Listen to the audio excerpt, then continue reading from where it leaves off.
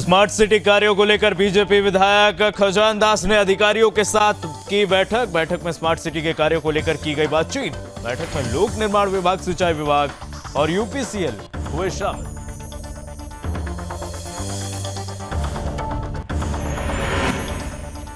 उत्तराखंड परिवहन विभाग को मिले 100 करोड़ रुपए। 100 करोड़ की धनराशि परिवहन विभाग के खाते में आई। परिवहन मंत्री ने पत्रकार वार्ता कर दी जानकारी।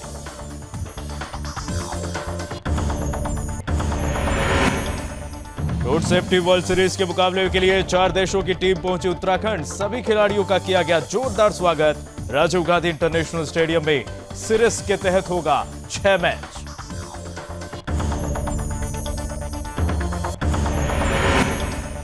उत्तराखंड में त्रिस्तरीय पंचायत चुनाव का आगाज। 26 सितंबर को पंचायत चुनाव के लिए होगा मतदान। चुनाव प्रक्रिया में लगे सभी अधिकारियों की गई ब्रीफिंग।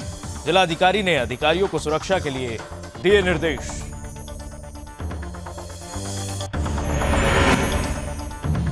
कुमाऊं कमिश्नर दीपक रावत 2 दिवसीय दौरे पर पहुंचे बागेश्वर। दीपक रावत ने बागनाथ मंदिर में की पूजा अर्चना। प्रदेश की खुशहाली की कामना।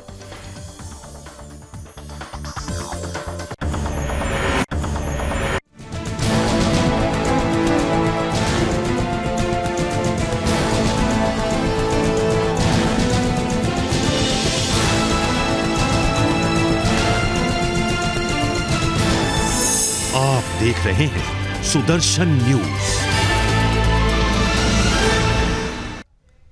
नमस्कार, आप देख रहे हैं सुदर्शन न्यूज और मैं हूं आपके साथ कीर्तिमान सिंह। राजधानी देहरादून में कछुए की चाल से हो रहे स्मार्ट सिटी के कार्यों को लेकर बीजेपी के विधायक ने अपनी नाराजगी व्यक्त की है। वह स्मार्ट सिटी के कार्य कर रहे ठेकेदारों को सुबह की, आपको बता दें, मुख्यमंत्री पुष्कर सिंह धामी ने बाहर का रास्ता दिखा दिया है, यानी कि स्टाफ है। साथ ही लंबे समय से चल रहे स्मार्ट सिटी के कार्यों को लेकर खुद सरकार भी संतुष्ट नहीं है। पुष्कर सिंह धामी ने ऐसा कहा। ऐसे में सरकार के मुखिया पुष्कर सिंह धामी ने स्मार्ट सिटी में हो रहे कार्यों का संज्ञान लिया। वहीं राजपुर के विधायक खजान दास ने आज स्मार्ट सिटी से जुड़े अधिकारियों के साथ बैठक भी की। इस दौरान राजधानी देहरादून के पार्षदों ने भी बैठक में हिस्सा लिया और अपने अपने क्षेत्र की समस्या को विभाग के सामने रखा। इस बैठक में लोक निर्माण विभाग, सिंचाई विभाग और पेयजल और यूपीसीएल भी शामिल थे। वहीं विधायक ने कहा कि अब स्मार्ट सिटी के कार्यों में तेजी लाने के लिए बदलाव किए गए हैं और बहुत जल्द स्मार्ट सिटी का कार्य संपन्न कर लिया जाएगा।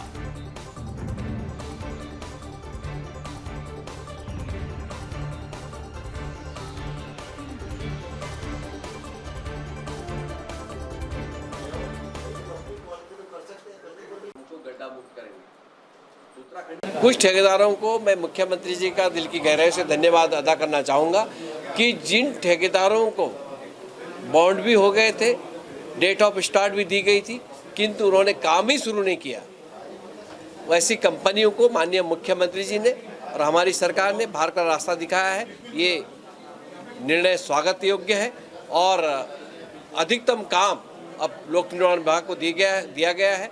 तो मुझे लगता है कि लोक निर्माण विभाग एक अच्छी संस्था है काम करने की। तो मुझे लगता है कि आने वाले समय में इसके रिजल्ट ठीक आएंगे। गड्ढा मुक्त करेंगे। उत्तराखंड की बात तो छोड़ो। पुष्कर सिंह धामी ने संज्ञान लिया है स्मार्ट सिटी प्रोजेक्ट का और ये तस्वीरें हम आपको दिखा रहे हैं किस तरीके से विधायक जो हैं वहाँ के खजान दास ने भी बैठक ली है, अधिकारियों के साथ बैठक की है और देहरादून में लगातार स्मार्ट सिटी जो कार्य है वो प्रगति पर है। उसको लेकर लगातार सीएम सख्त निर्देश दे रहे हैं अधिकारियों को कि किस तरीके से जल्द स्मार्ट सिटी जो कार्य प्रोजेक्ट है उसमें बदलाव लाया जाए और त्वरित गति से इस प्रोजेक्ट को आगे बढ़ाया जाए। तो देहरादून में लगातार CM Pushkar Singh Dhami action mode में नजर आ रहे हैं। जिस तरीके से स्मार्ट सिटी के कार्यों का संज्ञान लिया जा रहा है, बैठक हो रहा है, लगातार अधिकारियों को निर्देश दिए जा रहे हैं कि जो स्मार्ट सिटी प्रोजेक्ट है उसको जल्द से जल्द पूरा किया जाए। उसमें जो भी कमियां निकल कर आ रही हैं सामने, उसको त्वरित गति से निस्तारित करने का काम किया जाए। तो आपको बता दें, ये देहरादून की तस्वीरें हैं जहां पर विधायक खजान दास ने भी अधिकारियों के साथ बैठक की है और बैठक में उन्होंने निर्देश दिए हैं कि स्मार्ट सिटी कार्यों में बदलाव, जो स्मार्ट सिटी प्रोजेक्ट है उसमें जो कार्य है उसमें बदलाव किया जाए। चलो अब आगे बढ़ते हैं। उत्तराखंड और उत्तर प्रदेश के बीच लंबे समय से लंबित 204 करोड़ में 100 करोड़ की धनराशि उत्तराखंड परिवहन विभाग के खाते में आ गई है। परिवहन मंत्री चंदन राम दास ने पत्रकार वार्ता कर इसकी जानकारी दी है। मंत्री चंदन राम दास का कहना है कि दोनों ही राज्यों के मुख्यमंत्रियों के प्रयास से लंबे समय से अटकी धनराशि की पहली किश्त 104 करोड़ और बची हुई धनराशि 100 करोड़ कल उत्तराखंड के खाते में आ चुकी है, जो कि एक बड़ी उपलब्धि है। वहीं अब जल्द ही इस पैसे से परिवहन विभाग अपने बसों के बेड़ों को बढ़ाने का काम करेगा, जिसमें पर्यावरण के अनुकूल बसों की खरीद भी होगी। अब बता दें, परिवहन मंत्री ने पत्रकार वार्ता करके यह जानकारी दी है और देहरादून में जो 100 करोड़ की धनराशि थी वो अब परिवहन विभाग के खाते में आ गई है। और ये खुशी की बात है देहरादून के लिए कि इस पैसे से आने वाले समय में परिवहन विभाग जो है अपने बेड़े को बढ़ाएगा, बसों की खरीद भी और जारी रखेगा।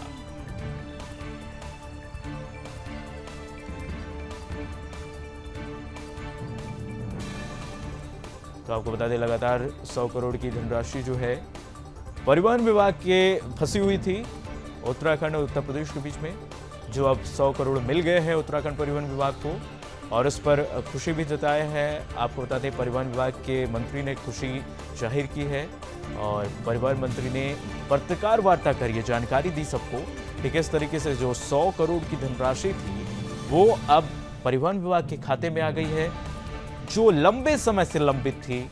और ये लंबित धनराशि अब उत्तराखंड के कोष में, उत्तराखंड के परिवहन विभाग के कोष में आ गई है और इस कोष का जो अब उपयोग होगा वो परिवहन विभाग आगे अपने बसों को बढ़ाने में करेगा।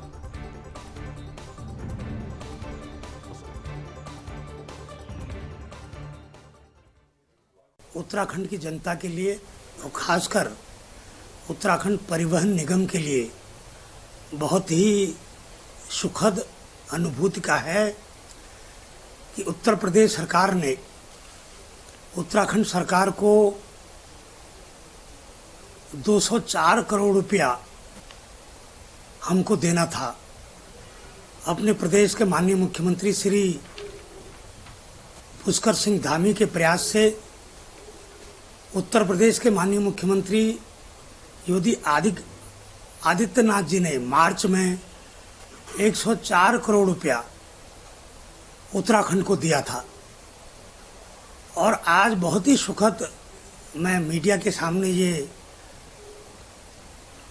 बोल रहा हूं कि जो बचा हुआ 100 करोड़ रुपया था, कल ही उत्तराखंड रोडवेज के खाते में माननीय मुख्यमंत्री उत्तराखंड, माननीय मुख्यमंत्री उत्तर प्रदेश के प्रयासों से हमारे खाते में 100 करोड़ रुपए की धनराशि आ गई है।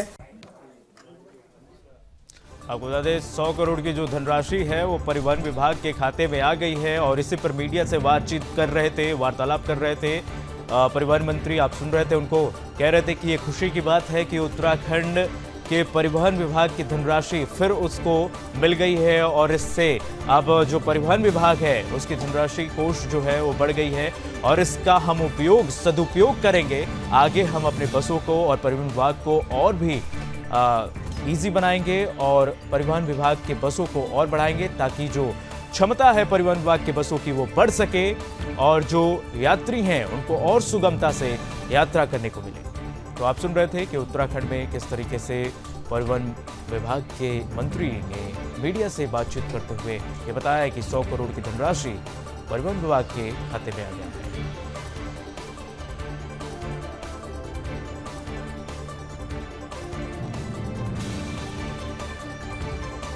चलो अब आगे बढ़ते हैं। रोड सेफ्टी वर्ल्ड सीरीज 2022 के लिए इंडिया, इंग्लैंड, श्रीलंका और न्यूजीलैंड की टीमें जॉली ग्रांट एयरपोर्ट पहुंची हैं। सचिन तेंदुलकर के साथ तमाम दिग्गज खिलाड़ी उत्तराखंड पहुंचे, जहां सभी खिलाड़ियों का जोरदार स्वागत किया गया। बता दें कि राजीव गांधी इंटरनेशनल स्टेडियम में रोड सेफ्टी वर्ल्ड सीरीज के तहत 6 मैच होना है, जिसके लिए कई देशों के खिलाड़ी उत्तराखंड पहुंचे हैं। तस्वीरें हम आपको दिखा रहे हैं। वहीं इन सभी खिलाड़ियों को देखने के लिए जॉली ग्रांट एयरपोर्ट पर लोग भी पहुंचे हैं। आपको बता दें, इस दौरान सचिन तेंदुलकर ने बच्चों को ऑटोग्राफ देकर उनके खुशी में शामिल भी हुए। वहीं एयरपोर्ट से पुलिस की कड़ी सुरक्षा के साथ होटल हयात के लिए सभी खिलाड़ी रवाना हुए।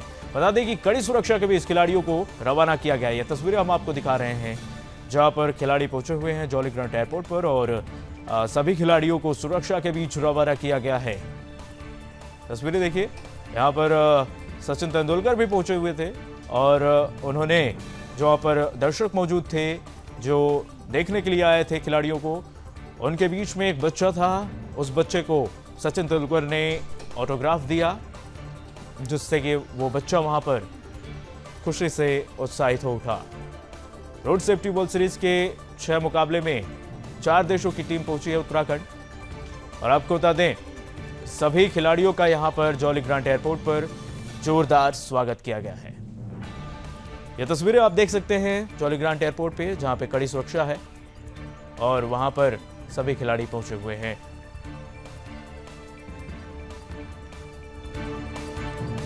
चले आगे बढ़ते हैं। हरिद्वार में चल रहे त्रिस्तरीय पंचायत चुनाव को प्रशासन संवेदनशील मान रहा है। बता दें कि 26 सितंबर को पंचायत चुनाव के लिए मतदान होगा। चुनाव प्रक्रिया में लगे सभी अधिकारियों और कर्मचारियों के ब्रीफिंग के लिए कमिश्नर गढ़वाल, सुशील कुमार और डीआईजी गढ़वाल नाग्याल हरिद्वार पहुंचे। इस दौरान ऋषिकुल ऑडिटोरियम में ब्रीफिंग हुई और जिला प्रशासन के सभी अधिकारियों समेत जोनल और सेक्टर मजिस्ट्रेट भी मौजूद रहे। ब्रीफिंग में उच्च अधिकारियों की ओर से चुनाव ड्यूटी में लगे अधिकारियों को सावधानी और सतर्कता में ड्यूटी करने के निर्देश भी दिए गए हैं। गढ़वाल कमिश्नर सुशील कुमार ने यह कहा कि चुनावों के मद्देनजर सभी तैयारियां पूरी कर ली गई हैं। सुरक्षा व्यवस्था के लिए पर्याप्त पुलिस बल की तैनाती की गई है। साथ ही पुलिस प्रशासन को चुनाव को लेकर दिशा निर्देश भी दे दिए गए हैं ताकि पंचायत चुनाव सही और निष्पक्ष तरीके से संपन्न कराया जाए।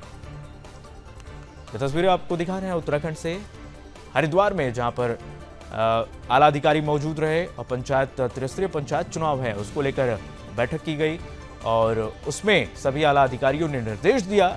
जो वहां पर मतदान होना है उसको लेकर के निर्देश दिया गया कि किस तरीके से त्रिस्तरीय चुनाव को निष्पक्ष तरीके से संपन्न कराना है।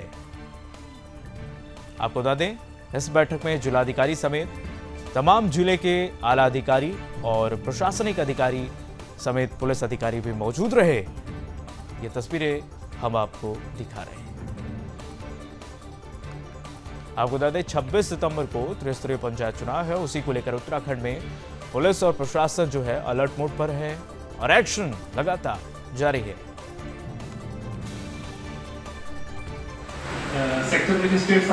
पंचायत चुनाव जनपद हरिद्वार में अब संपन्न होने जा रहा है। वास्तव में बहुत चुनौतीपूर्ण है और संवेदनशील है और उसकी संवेदनशीलता को देखते हुए ही पर्याप्त मात्रा में पुलिस बल और अन्य संसाधन उपलब्ध करवाए जाएंगे और जो व्यवस्थाएं चुनाव की हैं, जो प्रबंधन को लेकर हैं, वो सब तैयारियां कर ली गई हैं। इसीलिए आज हम लोग चर्चा करेंगे कि इसमें 2 तरह से कार्रवाइयाँ की जाती हैं। एक तो चुनाव से पहले जो हमें की जानी है, जो निरोधात्मक कार्रवाई हैं, लोगों को बाउंड डाउन करना है या और अन्य कार्रवाइयाँ करनी हैं, वो की जाएंगी। और चुनाव के दिन और चुनाव संपन्न होने के उपरांत शांति व्यवस्था सुचारू रहे, पूर्ण रूप से व्यवस्थित रहे, उसके संबंध में भी पर्याप्त व्यवस्थाएं की जाएंगी। चले आगे बढ़ते हैं। कुमाऊं कमिश्नर बनने के बाद कमिश्नर दीपक रावत पहली बार अपने 2 दिवसीय दौरे पर बागेश्वर पहुंचे, जहां कुमाऊं कमिश्नर का जोरदार स्वागत किया गया। दीपक रावत ने बागनाथ मंदिर में दर्शन किया, आपको बता दें, जहां विधि विधान से भगवान शिव की पूजा अर्चना भी की दीपक रावत ने। साथ ही मीडिया से दीपक रावत रूबरू होते हुए ये उन्होंने कहा कि बागेश्वर में जो हिल स्टेशन की खूबियां होनी चाहिए वो सभी खूबियां बागेश्वर में है। बागेश्वर में जो भी विकास कार्य चल रहे हैं उनकी समीक्षा करने मैं आया हूं। जो भी सुधार कार्य हो सकते हैं उनके बारे में देखा जाएगा।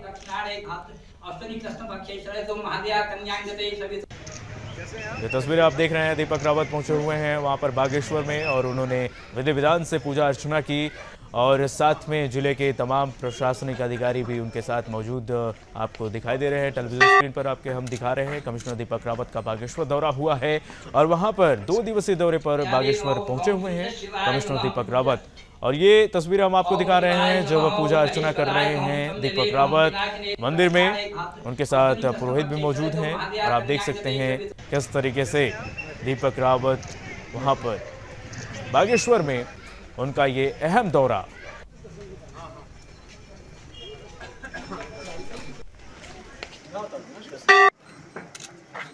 बागेश्वर में मैं हमेशा से मानता हूं कि जितनी वैरायटी एक डिस्ट्रिक्ट के अंदर होनी चाहिए, जैसे कौसानी जैसा हिल स्टेशन हो या गरुड़ जैसी वैली हो या फिर ग्लेशियर्स हों, हिस्टोरिकल टेम्पल्स हों, सब कुछ एक साथ है। बहुत ही अच्छा, मतलब डेवलपमेंट के लिए जितना पोटेंशियल होना चाहिए पहले से ही मौजूद है, जो कि बहुत हद तक टैप भी हुआ है। और इस बीच और भी कुछ अच्छा काम मुझे बताया गया यहाँ पे हो रहा है, उसको भी मैं देखने आया था। और कल भी मैं डिस्ट्रिक्ट में ही रहूँगा और यहाँ पे जो विकास कार्य हो रहे हैं उनकी समीक्षा करूँगा। कहीं पे कोई दिक्कतें हैं तो उसमें क्या सुधार हो सकता है, इसको भी देखा जाएगा। चलिए अब आगे बढ़ते हैं। हरिद्वार स्थित कैमूर कॉलेज ऑफ नर्सिंग में आयोजित फ्रेशर पार्टी में उत्तराखंड सरकार के कैबिनेट मंत्री सुबोध उनियाल ने बतौर मुख्य अतिथि के रूप में शामिल हुए और इस दौरान कॉलेज के छात्र छात्राओं ने गणेश वंदना, गायन और रैंप वॉक समेत कई सांस्कृतिक कार्यक्रम भी प्रस्तुत किए। मंत्री सुबोध उनियाल ने छात्रों को उत्साहवर्धन करते हुए उनको कहा कि अस्पताल लोगों को जीवन देने का एक मंदिर है। साथ ही उन्होंने कहा कि अस्पताल में काम करवाने वाले लोगों को भगवान माना जाता है, यानी कि डॉक्टरों को भगवान माना जाता है। साथ ही सुबोध उनियाल ने कहा कि नेताओं और अधिकारियों के पास लोग निजी अपेक्षाएं लेकर आते हैं, लेकिन हॉस्पिटल में लोग अपनी जान बचाने के लिए जाते हैं। वहीं कॉलेज के एमडी आर.के. शर्मा ने बताया कि उनका कॉलेज पिछले 10 सालों से ग्रामीण क्षेत्रों के साथ ही पहाड़ी क्षेत्रों से आने वाली छात्राओं को नर्सिंग की बेहतर शिक्षा प्रदान कर रहा है। छात्रों का भविष्य बनाने की दिशा में उनका एक बेहतर प्रयास निरंतर जारी रहेगा।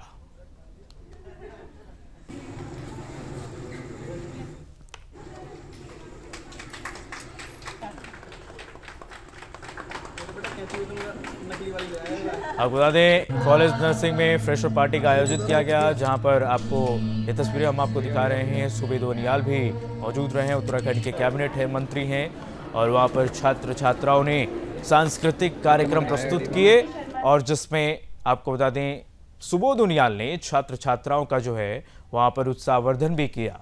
और जिसमें आपको बता दें इस नर्सिंग में फ्रेशर पार्टी का आयोजन किया गया था।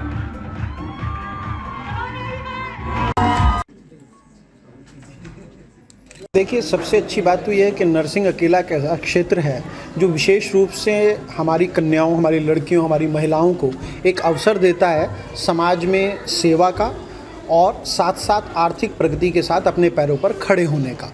बेहतर बात यह है कि आज विश्व भर में, केवल भारत भर में ही नहीं, विश्व भर में स्वास्थ्य को लेकर जितनी ज़बरदस्त जागरूकता, जिम्मेदारी और आवश्यकता महसूस हो रही है, उतने ही अवसर बड़े हो रहे हैं और उतनी ही ज़्यादा हमारे यहाँ की बालिकाओं के लिए अवसर तैयार हो रहे हैं कि वो आर्थिक रूप से तो समृद्ध हुई। ऑफिसर्स के पास लोग जाया करते हैं कि शायद हमारा काम हो जाए, पॉलिटिशियंस के पास इसलिए आते हैं कि हमको ट्रांसफ़र हो जाए, पोस्टिंग हो जाए, कोई नौकरी मिल जाए। लेकिन ये जो हेल्थ प्रोफेशन है, इसमें जो भी आदमी हॉस्पिटल में जाता है तो वो इस तरह से जाता है मेरी जान बच जाए, तो वो जान बचा, एक किस्म से ये मंदिर है लोगों को जीवन देने का। तो उस मंदिर में जो मंदिर के काम करने वाले लोग हैं उनको लोग भगवान की दृष्टि से देखते हैं। और मुझे उम्मीद है कि बच्चे जब अपने फील्ड में जाएंगे तो उस पवित्र जो भावना होती है नर्सिंग स्टाफ की और डॉक्टर्स की, उस भावना को अपने अंदर निहित करते हुए मरीजों के लिए अपना जो ज्ञान है उस ज्ञान का प्रयोग मरीज को बचाने में करेंगे। चले अब खबर उत्तराखंड के बागेश्वर से है, जहां बागेश्वर मुख्यालय में दवाई लेने गई बुजुर्ग महिला पिछले 22 दिनों से लापता है, लेकिन अभी तक महिला का कोई पता नहीं चला है। पहले लापता महिला के परिजनों ने खोजबीन की, लेकिन महिला का पता अब तक नहीं चला, जिसके बाद परिजनों ने जिला प्रशासन बागेश्वर और पुलिस अधीक्षक बागेश्वर को ज्ञापन सौंप दिया है। परिजनों का कहना है कि लापता बुजुर्ग महिला गौरा देवी हर महीने 2 बार बागेश्वर बाजार दवाई लेने आती थी और खुद ही दवाई लेकर वापस घर आ जाती थी, लेकिन 27 अगस्त को बागेश्वर गई बुजुर्ग महिला घर नहीं लौटी। लापता गौरा देवी की खोजबीन के लिए ग्रामीण लगातार प्रयास कर रहे हैं। वहीं परिजनों ने पुलिस से लापता बुजुर्ग महिला की खोजबीन के लिए मदद की गुहार लगाई है। फिलहाल पुलिस ने मामले को दर्ज कर लिया है। वहीं पुलिस की तरफ से लापता बुजुर्ग महिला की तलाश लगातार जारी है। हम लोग इतनी जल्दी इसमें सक्सेस अभी नहीं ले पा रहे, क्योंकि जिस दिन जैसे ये 27 अगस्त को गांव से दवाई लेने के लिए आई थी। जो हमारे ये बीच गली में जो शरणार्थी रहते हैं उनके वहाँ से ये हमेशा दवाई लेती थी। महीने में 2 बार दवाइयों मतलब लेने आती थी ये, और अपने आप ही घर भी आ जाती थी। लेकिन हम लोग कुछ इस भ्रम में रहे कि हमने सोचा कि मतलब वो बेटियों के वहाँ भी जाती थी सासू हमारी, तो हमने इस भ्रम में रहे कि मतलब वो वहाँ गई होगी, इसलिए हमने देर से उनकी खोजबीन की, जिससे हमें पता चला कि वो वहाँ नहीं गई है। फिर उसके बाद हमने अपने मतलब जो सगे संबंधी हैं जहाँ जहाँ उनका रिश्ता है वहाँ खोजबीन शुरू की, लेकिन वहाँ भी हमें कोई पता नहीं चला। उसके बाद हमने FIR दर्ज करवाई, जिससे हमने पुलिस की मतलब स्टेशन पुलिस स्टेशन बहुत बार गए हम, लेकिन हमें वहाँ से कोई सहयोग नहीं मिला। ये मैडम जो मिसिंग हो रखी हैं, ये 27 तारीख की लगभग घटना रही है। ये घर से दवाई लेने के लिए बता करके गई थी, लेकिन उसके बाद इनकी अभी वापसी नहीं हो पाई। और पुलिस को जब से पता लगा तो हमने इसमें इनको ढूंढने के जो हमारे SOP है या उसमें ढूंढने के सारे प्रयास हम लोग लगातार कर रहे हैं। बाकी घर वाले भी इसको ढूंढने का इनको काफ़ी प्रयास उन्होंने किया है। हर जगह कौसानी, अल्मोड़ा, आसपास के एरिया अब तक भी सब लोग गए हैं, प्रयास कर रहे हैं। और आज भी परिजन आए थे इसी टॉपिक पे कि पुलिस इसमें और क्या इसमें बेहतर तरीके से हम लोग आपस में कोऑर्डिनेशन करके इनको ढूंढने का प्रयास करें। तो आज हम लोग कुछ और प्लान किए हैं, कुछ और आइडियाज़ आए हैं कि कहाँ कहाँ हमारे क्षेत्र में ढूंढ सकते हैं हम लोग, और कोशिश करेंगे इसमें जल्दी से जल्दी हमें सफलता। चलो अब आगे बढ़ते हैं। प्रदेश के 6 पर्वतीय जिलों में भी जल्द दुग्ध उत्पादकों के लिए दूध के दाम बढ़ाए जाएंगे। पशुपालन और दुग्ध विकास मंत्री सौरभ बहुगुणा विभागीय समीक्षा बैठक की है। आपको बता दें, बैठक में पशुपालन और दुग्ध विकास मंत्री सौरभ बहुगुणा ने दुग्ध संघों को अपने खर्चों को कम 2 रुपये प्रति लीटर दाम बढ़ाने के निर्देश दिए। आपको बता दें, सचिवालय स्थित विश्वकर्मा भवन के सभागार में विभागीय मंत्री ने दुग्ध उपार्जन बढ़ाने और विपणन को लेकर दुग्ध संघों के साथ बैठक की है। उन्होंने कहा कि उत्तरकाशी, पौड़ी, चमोली, पिथौरागढ़, रुद्रप्रयाग, चंपावत जिले के दुग्ध संघ शीघ्र ही उत्पादकों से क्रय लिए जाने वाले दूध की कीमत में 2 रुपये प्रति लीटर की बढ़ोतरी की है। उन्होंने कहा कि दुग्ध संघ अपने खर्चों को कम करे, जिससे दुग्ध उत्पादकों को इसका लाभ दिया जा सके।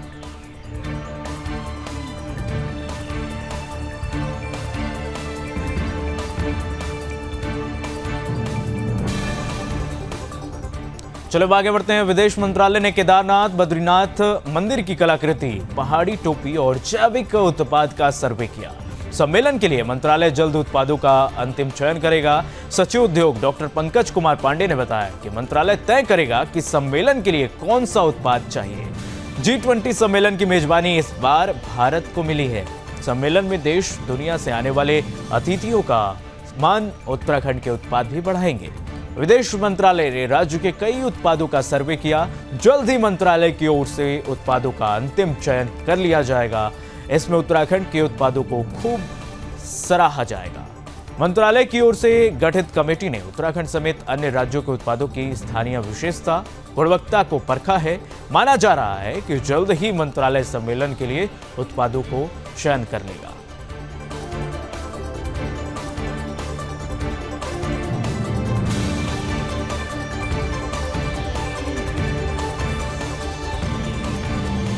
चलो आगे बढ़ते हैं। मां पूर्णागिरि धाम में श्रद्धालु 4 दिन बाद फिर से यात्रा कर सकेंगे। बारिश के मद्देनजर 15 सितंबर से धाम की यात्रा रोक दी गई थी। सोमवार को प्रशासन ने यात्रा पर लगाया प्रतिबंध वापस ले लिया। टनकपुर के SDM हिमांशु कफल्टिया ने बताया कि बारिश के मद्देनजर मां पूर्णागिरि के दर्शनों पर 15 सितंबर को रोक लगाई गई थी, जो कि अब हटा दी गई है।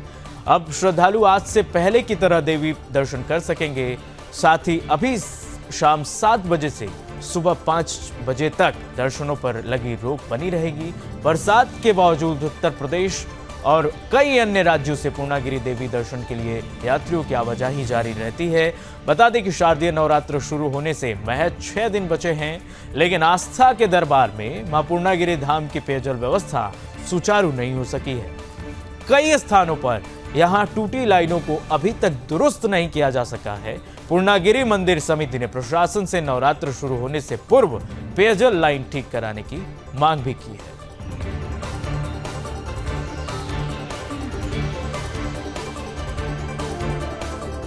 चलो आगे बढ़ते हैं। सिद्धपीठ सुरकंडा देवी रोपवे का संचालन सोमवार से 5 दिनों तक पूरी तरह से बंद रहेगा। सुरकंडा देवी रोपवे कंपनी के प्लांट मैनेजर ने यह जानकारी दी है। बता दें, उन्होंने कहा कि सुरकंडा देवी रोपवे प्रोजेक्ट आज से 23 सितंबर तक रूटीन चेकअप और निरीक्षण के लिए बंद रहेगा।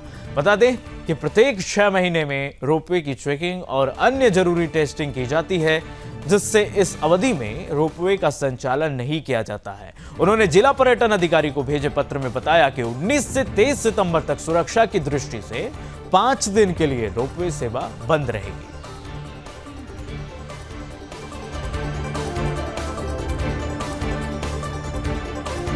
चलो अब आगे बढ़ते हैं। उत्तराखंड के पहाड़ी इलाकों में सोमवार देर रात मौसम का मिजाज बदला नजर आया, जिसके बाद तड़के केदारनाथ और यमुनोत्री धाम की पहाड़ियों पर सीजन का पहला हिमपात हुआ। वहीं हाल ही में हुई बारिश और अब हिमपात से धामों में ठंड भी बढ़ सकती है। बता दें कि यमुनोत्री धाम के ऊपर सप्तऋषि कुंड, कालिंदी पर्वत, बंदरपूछ, गरुड़ गंगा टॉप में तड़के हिमपात हुआ। हल्की बर्फबारी के बाद धाम में भी मौसम सुहावना हो गया। उधर पहाड़ों की रानी मंसूरी, धनोल्टी और कैंपटी में सोमवार देर रात से हल्की बारिश हो रही है। बारिश के बाद मंसूरी में भी हल्का कोहरा छाया हुआ है, साथ ही ठंड भी और बढ़ने लगी है। वहीं बारिश के बाद भी बाबा केदारनाथ के भक्तों का उत्साह कम नहीं हुआ है।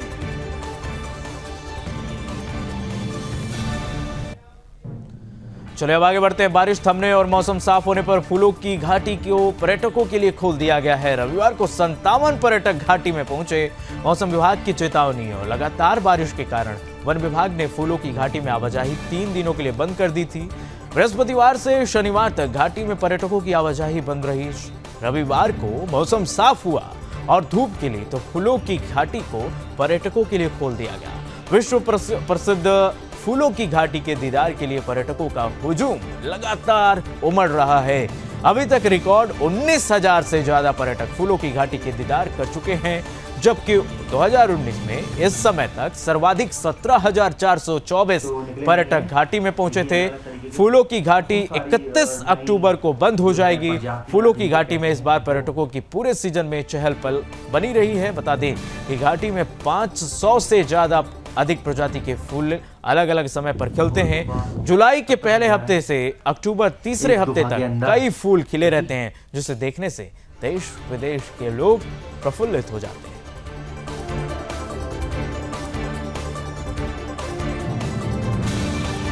चलिए आगे बढ़ते हैं। श्रीनगर गढ़वाल में गढ़वाली फिल्म बेओला बिको चौ की शूटिंग की शुरुआत हो गई है। बता दें कि किसान यूनियन के प्रवक्ता और पूर्व जिला पंचायत सदस्य साथ ही सामाजिक कार्यकर्ता ने फिल्म का शुभारंभ किया।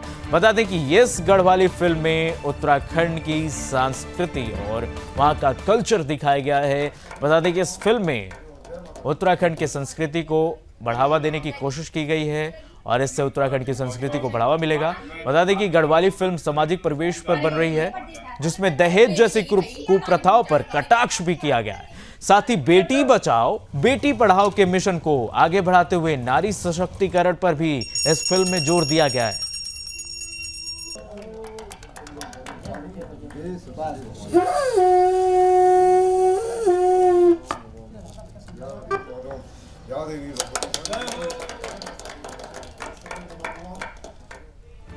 चलो फिलहाल के लिए बस इतना ही। खबरें लगातार जारी है, आप कहीं मत जाइए, देखते रहिए सुदर्शन न्यूज। जय हिंद।